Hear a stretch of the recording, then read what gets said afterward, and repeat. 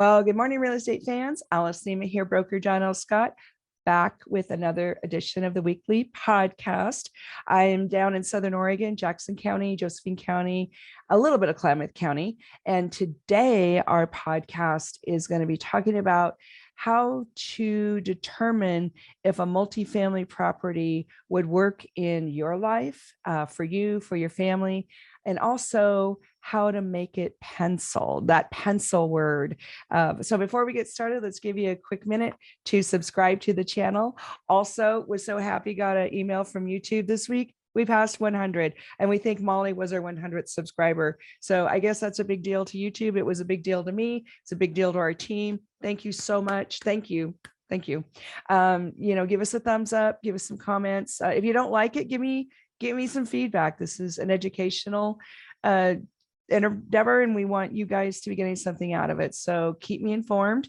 And now on to the podcast. We've got 5 ways to see if multifamily purchases would work for you and your family and create wealth building and financial stability for your future.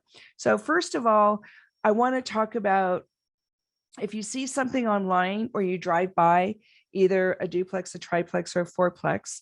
And I guess you could do this with larger units too, but most of us are buying with a residential mortgage, which means you're going to have a duplex, a triplex, or a fourplex, because that's all residential mortgages let you do. And the first thing we're going to talk about is if you're going to be buying a house, you look at these units and say, well, what would it cost for me to buy 2 houses or 3 houses? So a lot of these units are main houses and cottages. And at least in our area, a main house could be anywhere from $325 to $425. And then a cottage would be anywhere from probably $315 to close to $370.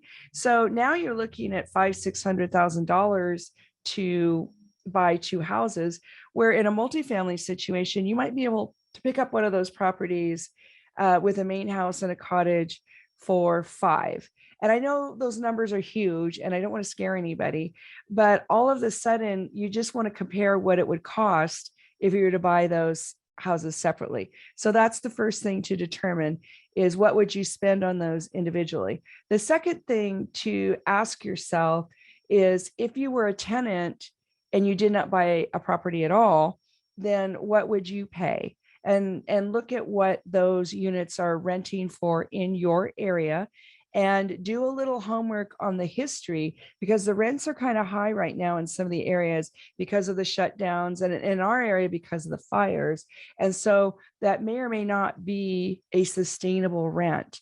And I like to tell people, if you're going to look at being an investor at all, a landlord at all, come up with what you can expect for rent that's realistic, and then whop off 10% or 15% for the downtime. And we never know what rents are going to do, because they have their own cycle and they are affected by their own economic conditions. And it's a little bit detached sometimes from the purchase market. But if you go in and put a big enough down payment, or you keep your rent ratio to your mortgage, at a good proportion, then you won't have to worry when the down times come, because they always do. And you don't want to make yourself vulnerable to the down times because you didn't process your numbers correctly. Okay. So make sure you have a good distance between your rent and your mortgage, and save a bunch of money when the times are good if you're the landlord. So that whole second math problem is figuring out what you would pay in rent if you didn't buy, and then also what you can expect realistically in rent if you become the landlord. And if you're going to be a landlord, then deduct 10 to 20%, 10 to 15%, just in case you have a downtime with the rental market and you can still make your mortgage. Okay, so number 3 is, what if you live in one and rent the other? So this is my favorite scenario, because a lot of times, especially with the low interest rates, you can have the tenant be making all your payment or most of it. And that's super great. And I'm not encouraging people to raise their rents to the top of whatever is allowed or realistic. I always recommend more of a medium rent, charging about a medium or a high medium. You also get more choices of tenants. but you also have to, like we talked about in number two, it has to pencil for you in your life, and you have to be able to make your mortgage. But living in one means you qualify for what's called an owner occupied mortgage. And that allows you to put a smaller down payment and get a better interest rate because you're living in it. A lot of these mortgage programs do not want to give investors a break, but they'll give homeowners a break. So if you're willing, if you can stand living, in the proximity of your tenants, then living in one and renting out the other is awesome. And it's a great strategy, especially for first-time home buyers. And I know a lot of first-time home buyers just go right into their own house, but think about this. Think about getting a duplex or a house with a cottage. And I, again, recommend living in the smaller one so that you could get more rent out of the big one. But not everybody, wants to live skinny like that, like I do. But you can get a really nice proportion, and it will look good to the lender if you do decide to live in the smaller unit. And then, after a few years, you can move out and go on to whatever your next purchase is. But that idea of living in one and renting out the other is awesome. The other thing is, at least in the state of Oregon, the landlord owner who lives on the property may have more rights as a landlord than they do if they don't live on the property. But depending on when you're hearing this broadcast, you'll want to check with the local landlord tenant experts and just see kind of how things are rolling. Because in Oregon, it can change, all the time, and does. But that live in one and rent in the other is great, especially for first-time home buyers. So think about that. Number 4 is, what if you rent both of them out?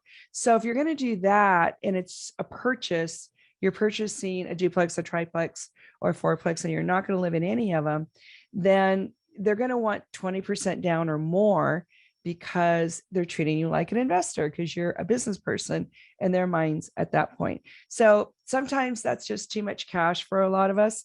But if you can do it, again, it pencils better because that big down payment makes your mortgage smaller.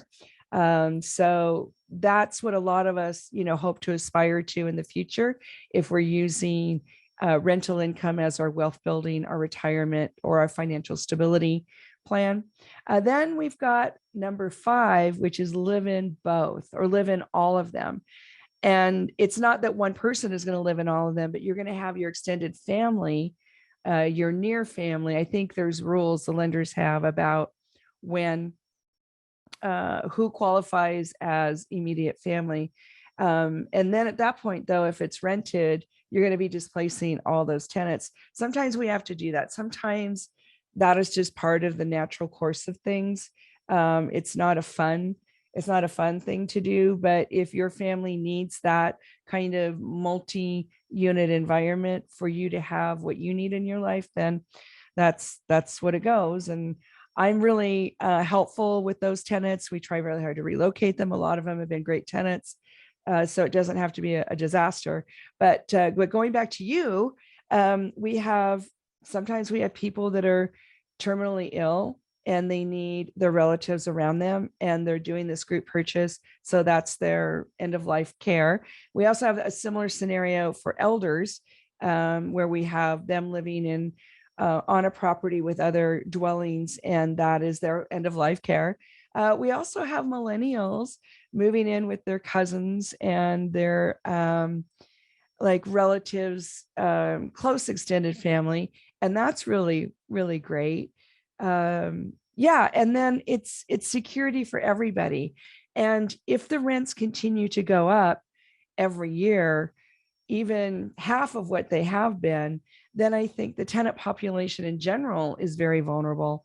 And this idea of pooling your resources together, so that you all have some financial security and wealth building, is a great, great idea. And if tenants are going to be displaced, if it's in Southern Oregon, let me know. I'd be happy to help relocate them. I have a list of landlords. I have a list of tenants. We do try to kind of behind the scenes help relocate them. And then I've noticed a lot of the property management companies, if you have good tenants, they will help relocate them too. So those are kind of the five ways multifamily units can be a positive in your life, and the different ways you can do it. Just a quick note, if you are going to do some kind of group purchase, check out my other videos about doing that. I've got one that's mortgage before matrimony, buying with loved ones, romantic loved ones. I've also got group purchases with friends and family. So you just want to kind of go through where the landmines are, and also be prepared for the good side and get everything in writing. Writing helps everybody all the time. Okay, so that's it for this week. Hope you have a beautiful weekend. Hit me up if you want to talk about real estate this weekend, 541-301-7980. Thank you again for the 100 subscriptions. We'll see you next week. Bye now.